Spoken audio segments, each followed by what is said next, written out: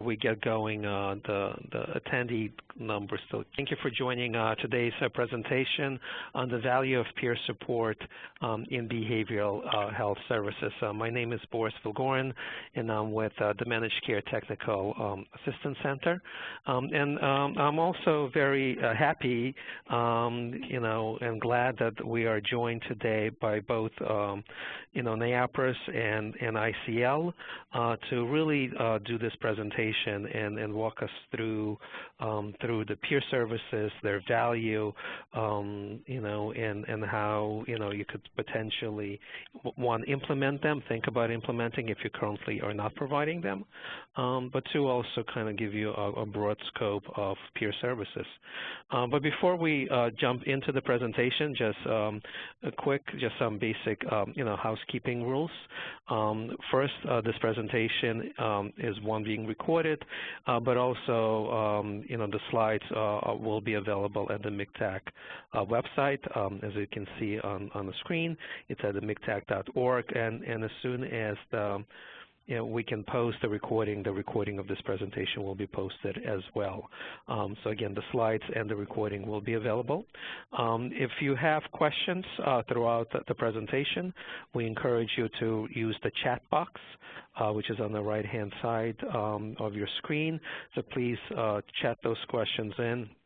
And so at the end of the presentation, we should have time to try to address as many questions as come through during the presentation.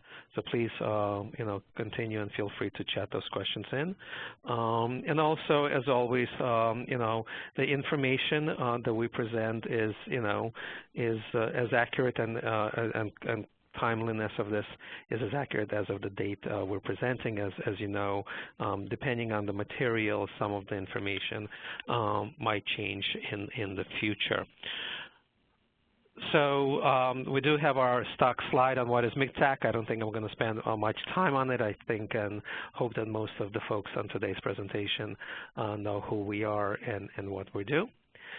And for this particular, again, as we talk about this particular presentation, these are all partners within MCTAC, but this one is really brought to you by NAIAPRS and the ICL. So without any further ado, I'm going to pass the ball to Harvey Rosenthal from NAIAPRS, who's going to take us through the first part of this presentation. Okay. I think, Harvey, there you go. Yes, I had you on mute. Thank you. Thank you, yes. Boris. And hi, everybody. We have a wonderful partnership with MCTAC, and we've done a lot together to try to make sense of all the changes and to try to help ourselves and all of our folks in our communities to best sort of understand and cope with and navigate through all the changes that are going on. But one of the things that's very clear is that peer support is an approach that at one point was ahead of its time, but that's really right on time right now. And that I think systems from hospitals to rehab treatment programs, managed care plans, health homes, care management agencies, you name it. I think everybody is coming to understand, if they haven't already, the power of peer support and how critical it is in just supporting people from the very moment of outreach and engagement all the way to wellness, recovery, and community inclusion. I'm going to say something at the very beginning that I want to really stress. You'll see in these slides examples of what peer-run agencies do to deliver peer services. And I'm aware that lots of agencies that have never delivered peer services or are not peer-run, which is a pretty strict sort of descriptor. You have a board of 51% of peers. So there are lots of groups that don't have that background and or don't have experience in deploying fidelity level sort of peer support.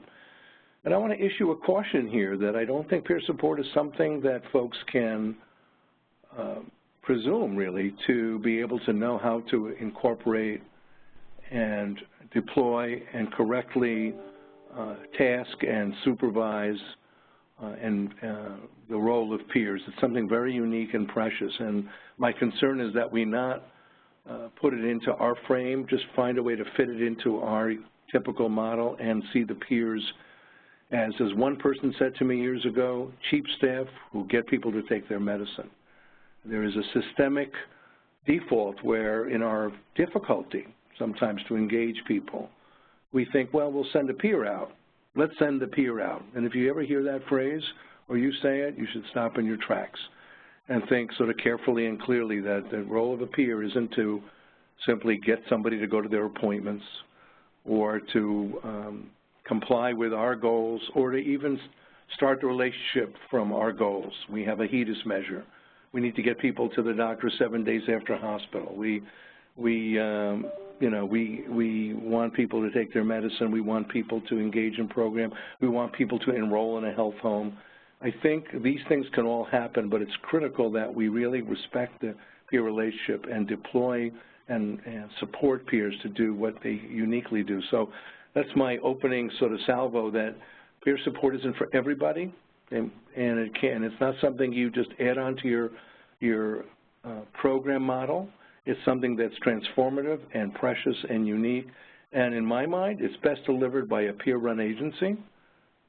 And there's, I think, 15 of them that meet the highest standard throughout the state, and we'll see some of the evidence of what they do, but I'm a big advocate for organizations subcontracting with peer-run agencies because you can guarantee they have the experience to know how to hire and train and support and produce really the highest outcome, and in a way that can be easily integrated with the contractor.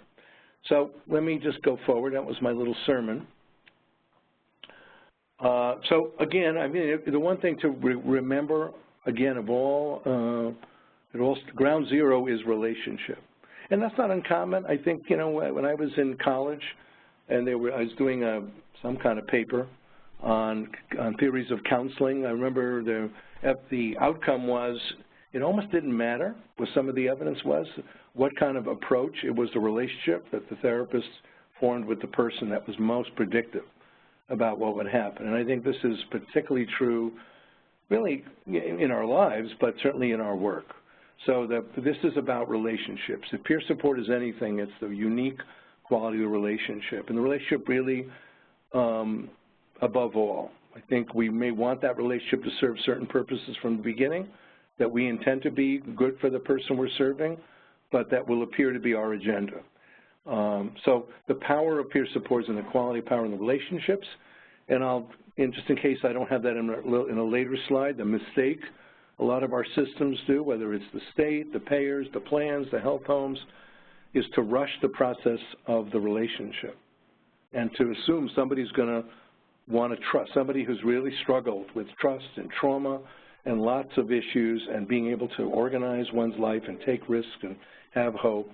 That relationship is so important to feed and to support, and it takes time. It takes time. I can't say that enough. It takes months. And the reimbursement and the understanding need to allow for that. And whether the system is currently set up for that, it really needs to be. So again, back to relationship. This is the key elements of a peer relationship. I'm a person in recovery, and these are precious to me. That the relationships in recovery are ones that foster hope, foster trust. That's critical, and safety. The ability to feel that there's empathy, that a person can identify and not treat the person receiving services as if they have no idea what that person's experiencing, or it's some disease or diagnosis that's very prescribed and unlike what other people experience. Empathy is really critical. It was for me when I was coming out of this major hospitalization. When you don't know what's happened to you and you rely on the outside world to tell you, the outside world is treating you like you're doomed or you can't seem to understand or make choices, boy, that's not the message we want to give. Certainly respect and reliability, mutual respect. So we're honest with people and we're reliable. And again, we're very tuned into the fact that trauma plays in here a lot of the time, and we need to appreciate what's happened to a person and not just pathologize and take them out of context. I have a diagnosis. I actually appreciate the diagnosis, but I am not my diagnosis, and it's only one part of who I am. The key values of peer support. Peer support is person-driven. The staff person is in the passenger seat. The person is the driver. And so it's easy. It sounds like rhetoric, but it's something we have to keep remembering all the time. While I'm thinking about it, there was a study somebody told me once that says that staff are only able to contain themselves for 7 minutes of listening before they come in with their opinions and our thoughts and things like that. So that's really, it's about listening is a really big sort of piece of that, and that really supports that the person is driven and directed. We've said person-centered planning for years in our field, but very often it's people signing off on what we think they ought to do. So to really be effective, not just because it's right, but because we'll get the outcomes. Because if we start with a good relationship in the beginning, it will affect everything and potentiate everything all the way through. If we rush the relationship, if we're really in control, we don't get an engagement, then we don't get retention and outcome, and that's what we're here for, to do that. Again, honesty, shared accountability. We own our own stuff in that relationship. We identify when we can, even if we're not peers. We identify when we can. We understand that within some large parameter that people need to take some risk. That's how we all learn. We understand the consequences of trying this and that and the other thing. There's some limits to how much risk we can support, but certainly more risk than has often been the case. And this is often about really being aware that people should help. Part of what's happened to people is they feel disempowered, choiceless, like they have no rights and no voice, and that they're not free to make their own decisions. And I think those are key values of peer support that really make it work. We've done a lot of work in NIAPRS, and I know a lot of our peer agency friends have done the same. We're a peer-run agency, 51% peer board. And I didn't have a slide in on what NIAPRS is, but we are at our best. We're a change agent for all these years trying to see a system to move to one that promotes recovery, rehabilitation rights, and community inclusion. And we've had 3 strategies in particular. We do a lot of advocacy, we do a lot of education, and we demonstrate new models of peer support and try to demonstrate their effectiveness. So we advocate, educate, and demonstrate, and that's what our experience is in this presentation is from our own peer services that we've been delivering, modeling and delivering since back to 1994. So what we've learned certainly is we start where people are. We don't start where we are. We don't start with the relationship on, hey, how you doing? So you've got a mental illness and you need medicine. Get in the car. Not a good way to start a relationship. So we start where people are. We offer encouragement for people to define and move towards the goals they set. You know, very often some of our work, people in emergency rooms, people in out of hospitals, we may start simply responding to a crisis and trying to be supportive and prove our value by addressing the immediate need someone has and not necessarily our need. Sometimes it's emergency housing, for example, or food or safety, and not going to see the doctor right away. So we also, when I say we start where they are, a lot of the people that we're working with and you're working with who are, you know, multiply readmitted and are in and out of services, and often, hopefully, the effort is to get folks to agree to enroll in a health home and get the care coordination and the plan. A lot of those folks are hard to find, especially ones that are in and out of hospital. So when we say we start where people are, we mean often where they are physically, and where they are physically is sometimes hard to find. The addresses aren't good. Folks move around. They're in a hospital for 3 or 4 days, and they're back out into the soup. So a lot of our work in NIAPRS, for example, has been it takes quite a while to find a person and then to make that relationship. Let's see. Another key value of peer support is it gives meaning to the experience. I know for me, I had a really rough number of years, and I felt then, and I certainly feel now, that that experience was not without meaning, that I was learning things that I somehow felt that I would be able to share and give back. And giving back is really an important part of it. If you're only the recipient, that's a pretty limited relationship and, limited value and limited sense of self-efficacy, if to use a sort of a clinical term. But, certainly if you're only in the receiving role. And so giving meaning to the experience is very important, I think. So we created a model back in 1994. The state was the first year of community reinvestment funding, and the priorities in that year, that's money derived from the closing of state hospitals to the community. And the priorities were to reduce the huge census, the huge numbers of people that were in state hospitals, 32 hospitals at the time, can you imagine, in 1993, and to help move thousands of people, help support thousands of people to move out of the community, and peer support was another interest of the states. And so we have created a model that did both. And the model really, again, has been robust and and replicated throughout the country. And yet the words peer bridger, started in an office not far from where I am now, where we put those two words together and developed a model. And the instant model I'm going to tell you really is a more institution to community model. I'm going to try to keep talking fast because I know we have other speakers and Q&A time, but I'm trying to pack it in here. So this model is more of a state hospital to community model, but I put in institutionally based setting because I'm an advocate for they also to be used in places like adult homes, which is really where a lot of people are institutionalized, and other forms of institution. So when in our peer bridger model in state hospitals, we start with a peer support meeting on the grounds or in the mall of the state hospital, and really engage people there and help people meet each other and make this part of a mutually responsible sort of peer relationship. People generally match up with an individual sort of peer bridger, and in that relationship there's the development of personal goals. But again, the power is with the person.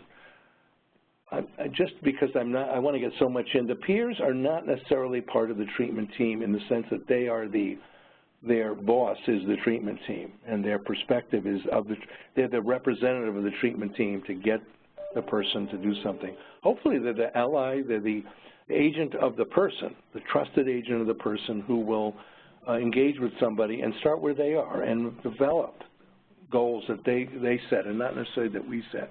We certainly want people to leave hospitals and adult homes, but we don't necessarily start at that place to get the trust that they know we're listening to them and not trying to get them somewhere right away. So we would engage people. We'd have peer support meetings. We engage people individually. In that relationship, people develop their personal goals. And then there's a wellness plan, whether you call it a wellness recovery action plan or some form of goal plan or skills plan where a person, identifies what they want to do and what we all agree, they agree, what kinds of skills they would need to develop, what supports would be best, how to get ahead of avoidable readmission through relapse prevention and crisis management plans.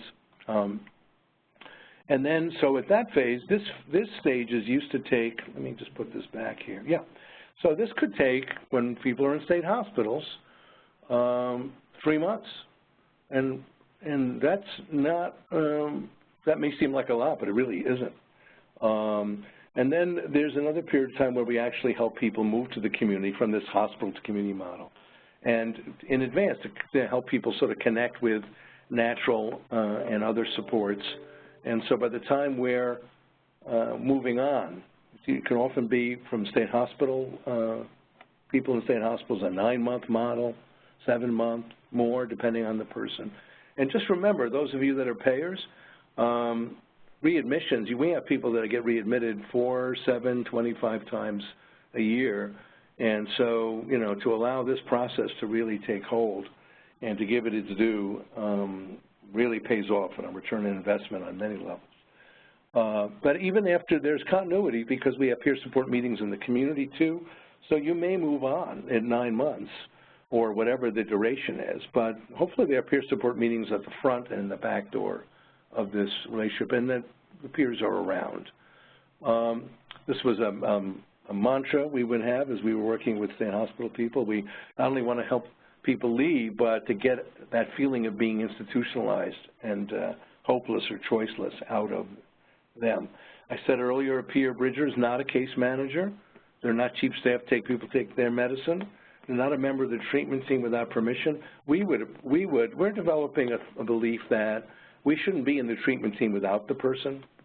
We should be alongside the person in the meeting, if an advocate for them, if need be, or a comfort. But, you know, we shouldn't be talking so much about people with them not around. This is not a substitute for formal crisis services, and it's not about, you know, primarily the agent of assessment or prescribing or predicting this sort of thing, or fixing. Let me just see how I get this slide to move. Okay, there are a variety of peer models where these principles and people that are trained, peers in recovery who are trained, deliver these fidelity level peer services.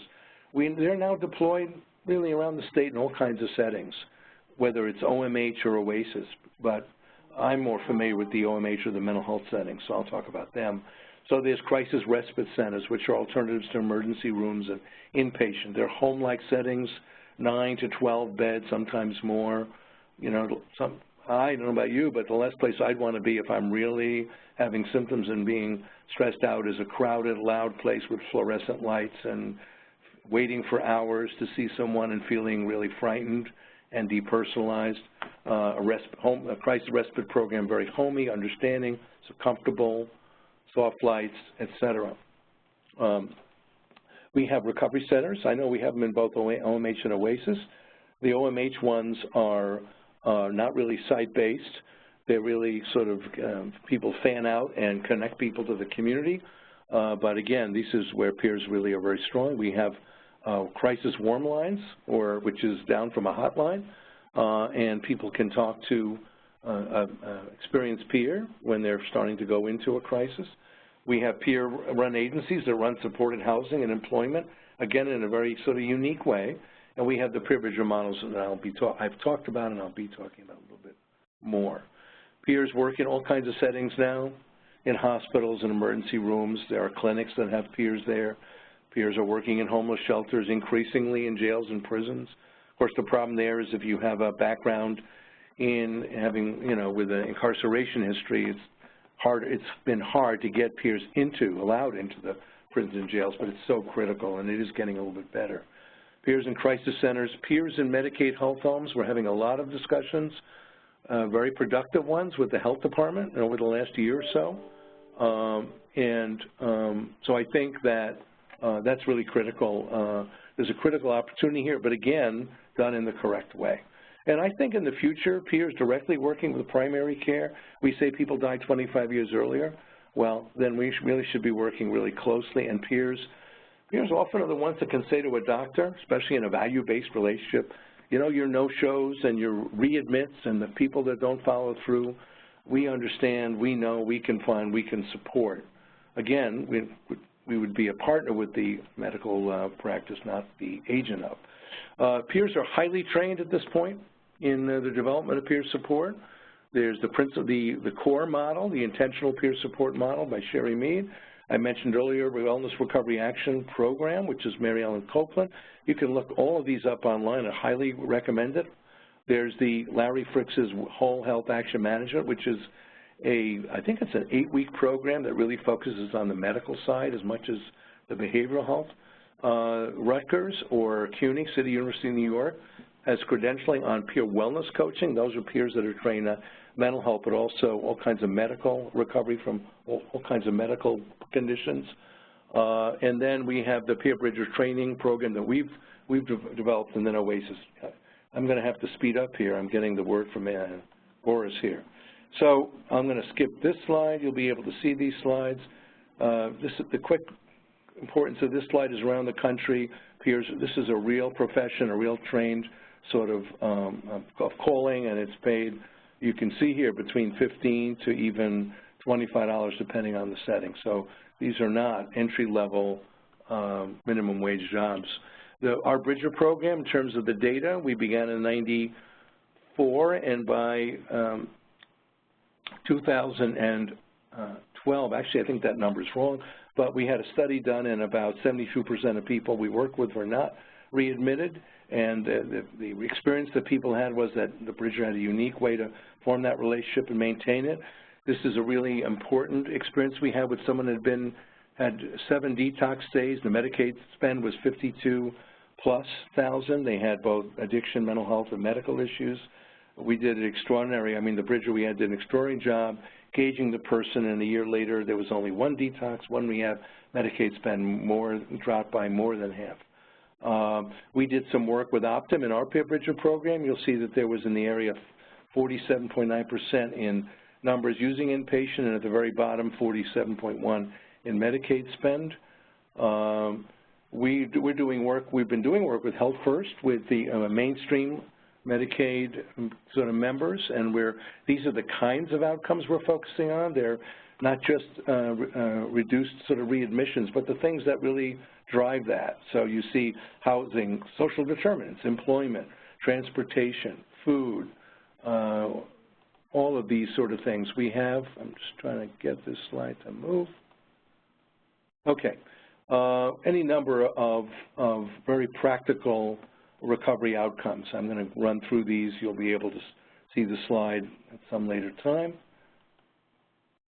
So these are examples of what peer-run agencies, and that's how I started, and that's how I'm going to end, do in the state. Baltic Street in Brooklyn, in the 5 boroughs, had a contract like we did with Optum, and they had very high levels of satisfaction. Equally, about half the number of people, almost a 50% decrease in inpatient. The length of stays went down as they did for us, and there was an increase in the outpatient visits, very, very similar. Here's a program on Long Island, Hesacrest Long Island. Look how they operate with homeless folks. They engage people in their immediate need, which is a shower. They have a mobile shower unit, and you'll see that they do a high level of engagement, and the outcomes are decreased police involvement, readmissions, et cetera. They have a forensic peer bridger, one of the first in the state to do that, helping people leave and not return to jail or prison. They run a wellness center, and people get healthier and spend less time in medical care. We have the Mental Health Empowerment Project up here in Albany area. They have a recovery center that I mentioned earlier, and College of St. Rose did a study and found high marks in the people that received the services, high marks from them about the impact and the outcome of what the service was. Here's a program run by an independent living center called Independent Living in Hudson Valley. They did a peer bridger program out of Hudson Valley Hospital area, and you see that they had high marks in lowering the recidivism rate. You'll see also the Mental Health Peer Connection. This must be an animated slide. It is. They kept people out of hospital out in Western New York. What's really impressive is the employment. They got 190 individuals engaged in some form of work. 13% went on to be totally self-sufficient. We do so poorly in our system helping people work, and this peer program did an excellent job. And there are other programs. People incorporated the Crisis Respite Program, high marks as well. Let's see, I only think I have a couple left. Back on the integrity of peer support, the Mental Health Empowerment Project has a document on their website. And I think, again, this will reiterate this. I'm going to end where I started. I know we're here to talk about HCBS peer support services, but I highly caution not everybody can do this or should do it. Not everybody will know how to bring peers on the team or create peer programs. I highly recommend that they reach out to organizations, subcontract with peer-run groups, or even reach out to organizations that provide some sort of technical assistance to help them best understand how to approach and deploy peers. So thank you very much. Excellent. And thank you, Harvey, for this great presentation. Sorry that we had to speed up a little bit, but just like you said, there's a lot of information that we're trying to pack here. So we'll pass the ball over to Emily at ICL and her team, who will take the presentation from there. Great. Thank you, Boris. Thank you, Harvey. Hello, I'm Emily Kingman from ICL, and for this portion of the presentation, we will be focusing more specifically on the HCBS service of peer support. So ICL has been providing home and community-based services for about 1.5 years, and As you can see from this slide, we offer most of the HCBS services, and we provide them in all 5 boroughs of New York City. Today, I have in the room with me Deidre Summers, who's the director of HCBS, and Andre Jordan, who is a peer specialist providing HCBS peer support. And I've invited them today to share their knowledge and experience in delivering this service. So Deidre has spent a lot of time and effort in developing relationships with health home care management agencies across New York City, and this has been really key in helping them to get more referrals. I think it's also really important to note that she often has recommended to care managers that peer support be added to the plan of care, because we've seen that this is a key service in helping open a door to recovery, to other types of HCBS services, and to other types of care. So Deidre, if you could just share a little about the value of peer support and how you see it as a complement to other types of HCBS services that you offer. Okay.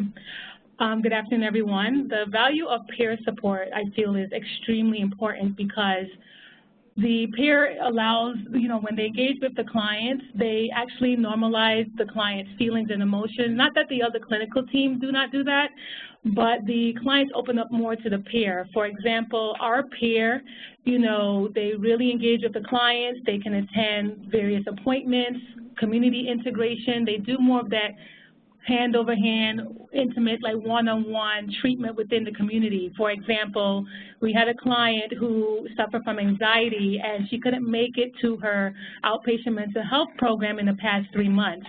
So by having a peer involved, the peer was there to assess the client, address their barriers, address their strengths, what they could do and what they need assistance with. So the peer, the client was actually open to working on extending her travel time because that was the main reason why she stopped going, because her outpatient program was an hour away from her house. So she was only able to tolerate 15 minutes on the bus. So the peer actually worked with a treatment plan with her where the peer picked the client up from the home, was able to address any anxiety or discomfort the client may have, and actually bring that client to that outpatient program within the 6 months. So by then, the client was able to extend that 15-minute toleration to a whole hour. And once the HCBS services were coming to an end, the client was able to actually able to go to her outpatient program by herself and was able to follow up with the peer. In addition to the peer services, we have a really great peer that, sometimes crises happen after 5 o'clock. So if a client has some issues going on, they can either text the peer or call the peer, and that peer will actually help them navigate whatever issues that they may have. We had another client who actually relapsed after 17 years, and the peer, along with the social worker, was able to support that client to avoid that detox or medical hospitalization that she would have gone into, because we actually provided the same services that the detox or medical ER would have done to help that client through that relapse. Thank you. And so I think another key point to make here too is that, these stories that Deidre tells are great examples of how peer support can be a help, and also stories that she uses when she is talking with care managers, when she's doing presentations for MCOs, or even talking to HART members about services they might be interested in, to really illustrate for them how peer support might be a help to them, might benefit them. So as I said, I also have Andre with me, who is a certified peer specialist. So first, Andre, if you could just share a little bit about your background and your journey. Yes, good afternoon, everybody. My background begins with the day of October 21st when I was released from prison. But before I got released on that day, I was stuck, basically because I didn't want to return back to prison. This was my 3rd prison term, and I didn't want to return home without any type of future or any type of plan. So I wasn't sure what I wanted to do. So when I was released into a halfway house, I got a hold of a book called Connections, which is provided to all of us who do time. And I went through that book, and I decided to become Well, excuse me, I'm very nervous right now, but I decided to, be someone that would help others with their life experiences such as mine. I have experience being homeless, experience in incarceration, substance abuse history, as well as my diagnosis as well. So all those factors were played against me, and I felt I had real low self-esteem when I came home because I didn't want to end up back in prison, like I said, and I wanted to move forward with my life, and I didn't want to live with my mom and stuff like that. I wanted to be on my own. I was determined to basically achieve certain goals on my own. I went to got training as a KSAC, and then from there I did an internship, and then from there I found out about a school called Harvey Rosenthal, where I learned how to become a peer specialist through their 6-month training program. Basically, while I learned that, I learned everything about self-determination. And the things that I learned about self-determination, I applied to myself without even knowing about that before I got this education that I got to help others with my background, similar to my background. Basically, I'm at a point in my life where I wasn't helped. Everything I did on my own, from my education to getting my own housing, which was what I'm in supportive housing too as well. I went to NA and AA meetings, to maintain my sobriety. I also was a part of church. That's part of my support network is church, NA groups, the fellowships, anything to not backslide and build up my self-esteem and other flaws that I have, character defects.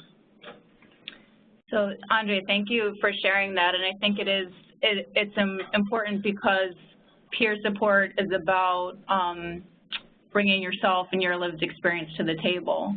So we've talked a lot about what you do the first time you go out to see someone for your first peer support visit. So can you share a little bit about what that looks like? Yes, that's the initial assessment. I schedule it first when we throughout where I work at, when we get the when we're notified, when one of the team is notified that of an individual, a new consumer, and the services that they have been approved for, I go out and make the initial call first. That's a phone interview, let them know that they've been approved for services, but I have to do an assessment on them, a psychosocial assessment. And when I go out and I meet with them after I schedule the visit, I'm able to sit down with that person, male or female, and get to know them. But before I get to know them, I let them know about me and the services that I provide because of my lived experience. Basically, I deal with a lot of individuals who have a lot of trust issues and they're vulnerable and stuff like that. They've been through a lot in life, and I can identify with that. And when I let them know about who I am and where I come from, especially when I started from Medicaid and food stamps and stuff like that, they begin to open up and feel more comfortable with me.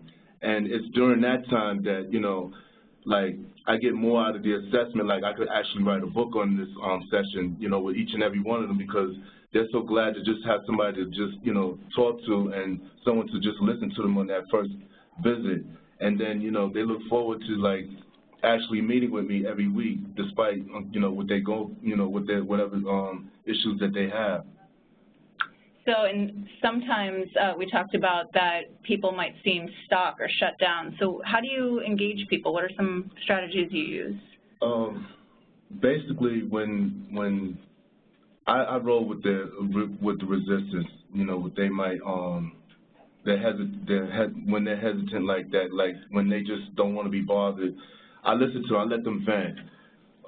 They have various reasons why they're shut down and stuff like that, and it could be for all types of reasons, like family issues, ACS. Okay, let me see. I'll give an example. I had one individual. She didn't want to go to her fair hearing because she felt that it wasn't necessary, and the fact that she's agoraphobic as well, So on one of my visits to her, I explained to her that this is necessary in order for her rent to get paid, which she already knew, but she just didn't have that, she wasn't motivated to go. So I told her, like, look, if I ride on the train with you and get you there, would you be able to, like, sit through the session and I'll be there for you to advocate for you? And she said, yeah, she would do that, and she agreed to that. So we set up the date, which was the date for her to go to her appointment. We got on the train, and actually, when we was on the train ride, we almost missed our stop because we was talking so much, you know, about, like, her issues and, you know, what she's going through and my background and stuff like that. She wanted to know more about, you know, who I am as a person and what got me to be where I'm at now, helping other people. And when we got to her appointment and she had her hearing, she went through it, and then, you know, come to think of it, she had just informed me like 2 weeks after the hearing that the judge had ruled in her favor, so that it made her feel even more better about just going in and getting through that experience. And I just want to piggyback off of Andre because this particular client also has the CPST services. So the social worker that was providing the psychotherapy was working with the client with her agoraphobia and was also trying to assist her in going with her with this appointment. However, although the client has an excellent relationship with the social worker, she chose Andre, which is our peer, to go to, because not that nothing was not going well with the therapy, it's just that she felt more comfortable with the peer going along with her. And I also wanted to add, too, that, you know, having Andre here as a peer, he actually opens up even our clinicians' eyes because, you know, we've been working with clients and, you know, Andre's helping us stating that, you know, sometimes when he's engaging with these clients, they're discharged from programs, and the clients disclose to him that, you know, the providers and treatment providers is aware that they have agoraphobia or depression, and they just see that they don't show up. They just like make them administratively discharged because of lack of attendance or poor attendance. But the client told Andre, say, you know what? They know our diagnoses. Instead of just discharging us, why don't they call us up and ask us, like, how are you doing? Try to motivate us to go to those appointments. So if Andre wasn't here, we wouldn't even know as clinicians. I know we all know about everything, but to actually hear a client say, you know, just call us up and try to encourage us to come to your treatment, that's where, you know, the ball had fallen short with that. And that's really think that a peer is a great asset to HCBS, not only, but also to other programs in the future. Thanks, Deji. Andre, if you could also share a bit about some of the tools or strategies you use when working with people. I use a variety of different tools that I work with my consumers. I help them develop their coping skills. I definitely big on the 8 dimensions of wellness, because if you look at that wheel, a lot of our consumers are affected by most of that wheel that they want to improve their lives with, like as far as like the spirituality part or the financial. A lot of them have financial issues and stuff that they're working on, environmental with their home as far as not being able to pay their rent or just looking for supportive housing or housing in general. There's a lot of factors that play into that, and it affects their lives. Like, I'll give you one example of one individual I was helping with. She was scared of losing her housing. She has a Section 8 voucher, and because of a misunderstanding last year with her landlord, she was moved down from her apartment where they was doing repairs, and for only a month. But Section 8, the representatives from Section 8 wasn't aware of that, so they stopped paying her rent all the way up until, this year of April. Me and my other co-worker, we was back and forth on the phone making calling all types of different agencies and stuff like that, even the Bronx Borough President's office to help assist her through that crisis and stuff like that.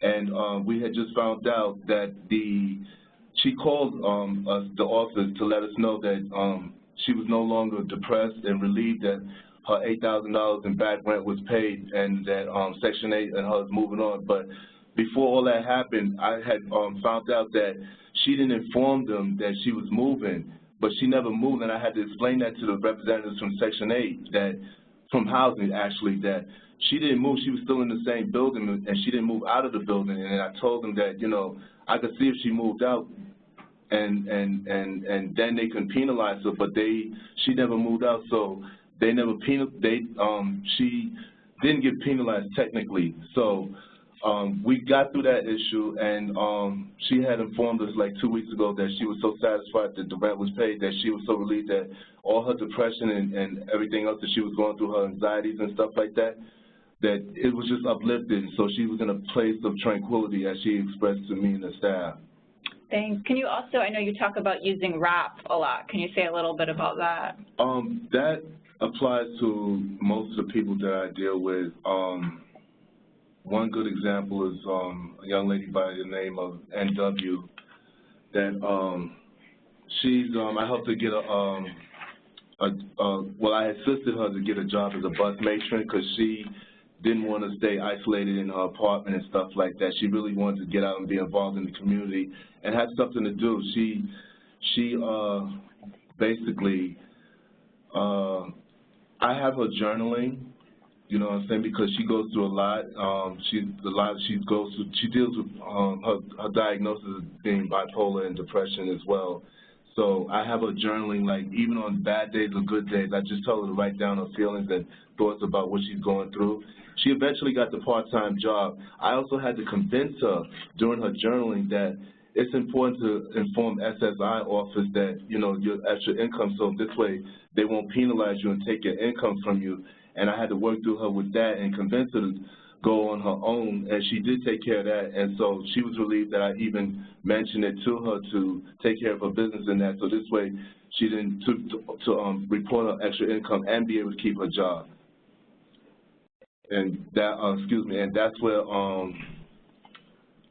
my ability to help her cope with her issues in regards to the rap and journaling as well. I also have her doing power walks in the neighborhood when she becomes overwhelmed. I tell her to take her radio, her iPhone out and plug it up to some soothing music to relieve her from not smoking cigarettes or reaching for alcohol.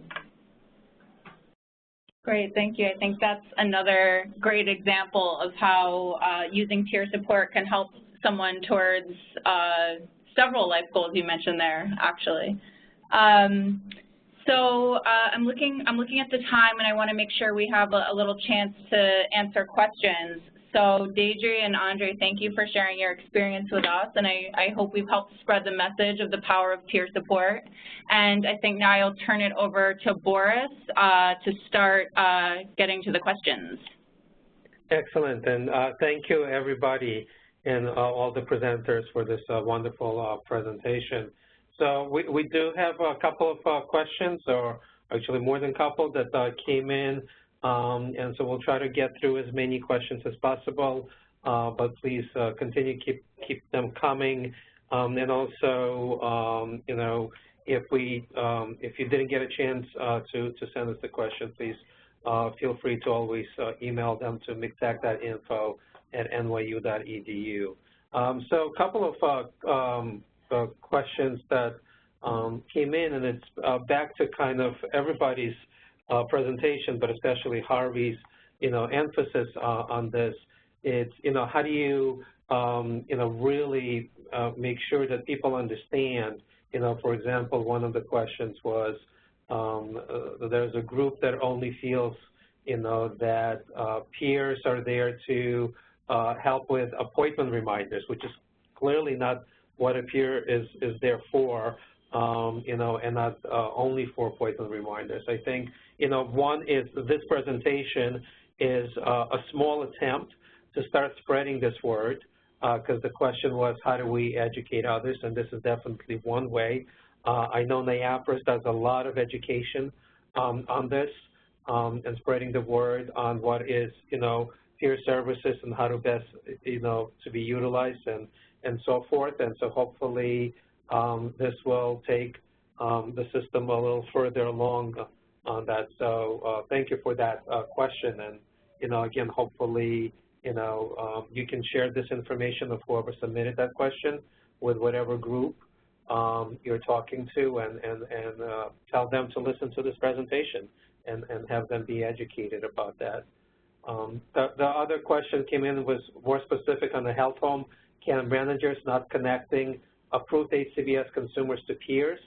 What are the consumers to do in this situation if the CMA does not respond?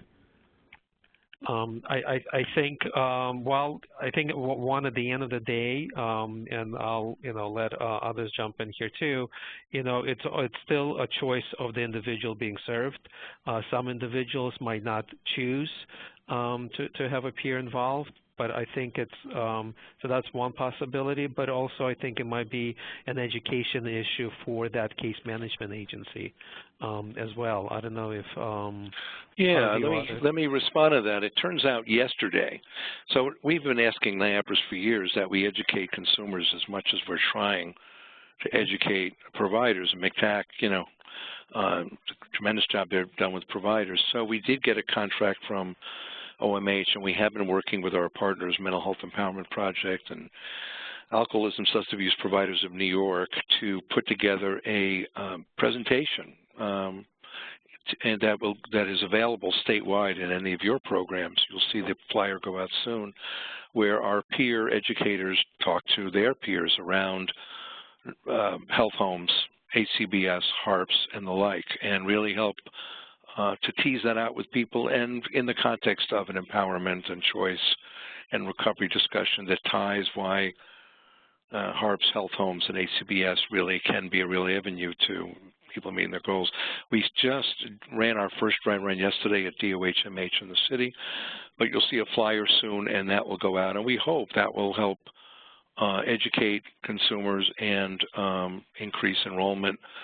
I think that too often we hear that care managers or just the staff in our system don't understand or don't know how to communicate well enough how these three pieces, HARP, health home, and HCBS, fit together. So there is, I think, Boris, you were saying that there's an education issue for the field in this area. And the final thing is I really do think that a peer working in tandem with a health home or a care manager, not all care managers, will be best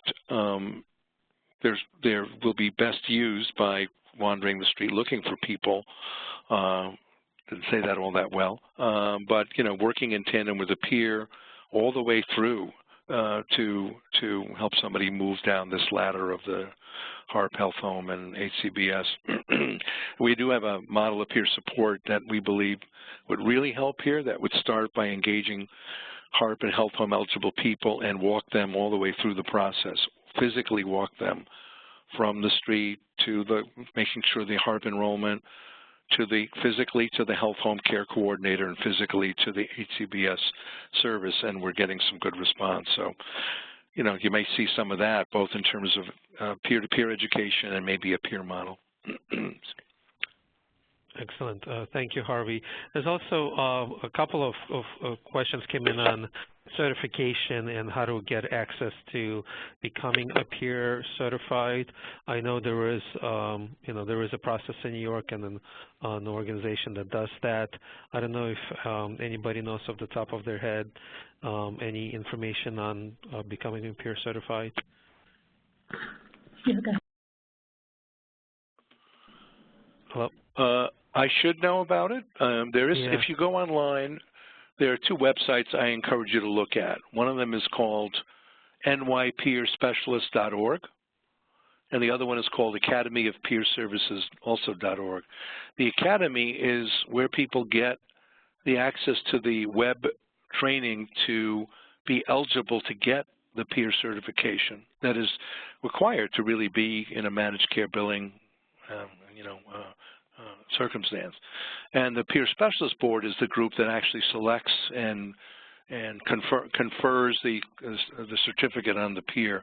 What you may want to do for starters is look at academyofpeerservices.org or Academy of Peer Services. Excellent. Thank you. We have a couple more questions, just being mindful of time. We have 30 seconds literally left. So I think what we'll do at this point is continue, bring those questions to us. We will review this with our great panelists today and try to get these answers out to the presenters, to the participants as quickly as possible.